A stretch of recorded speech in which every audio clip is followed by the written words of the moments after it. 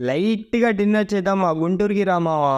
Hi friends, ఎలా ఉన్నారు? Recently మా వాడు చాలా అంటే చాలా రోజుల తర్వాత మా గుంటూరుకొచ్చాడు.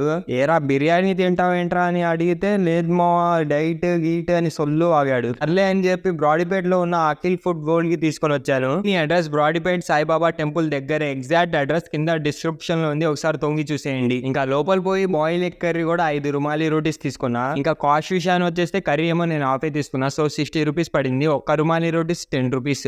కర్రీ విషయాన్ని వచ్చేస్తే క్వాంటిటీ అయితే బాగానే ఇచ్చారు. టేస్ట్ విషయాన్ని వచ్చేస్తే ఓకే బాగానే ఉంది అనిపించింది. మరీ బీభత్సమని కాదు, ఓకే బాగుంది. ఒక మాటకి చెప్పాలంటే సూపర్ కింద యావరేజ్ కి పైన అలా ఉంది. ఇంకా మా వాడేమో మొగలై చికెన్ కర్రీ కూడా 5 రుమాలి రోటీస్ తీసుకున్నాడు. మొగలై చికెన్ కర్రీ హాఫ్ తీసుకున్నాను, అది 90 రూపీస్ పడింది. ఒక్క రుమాలి రోటీ 10 రూపీస్.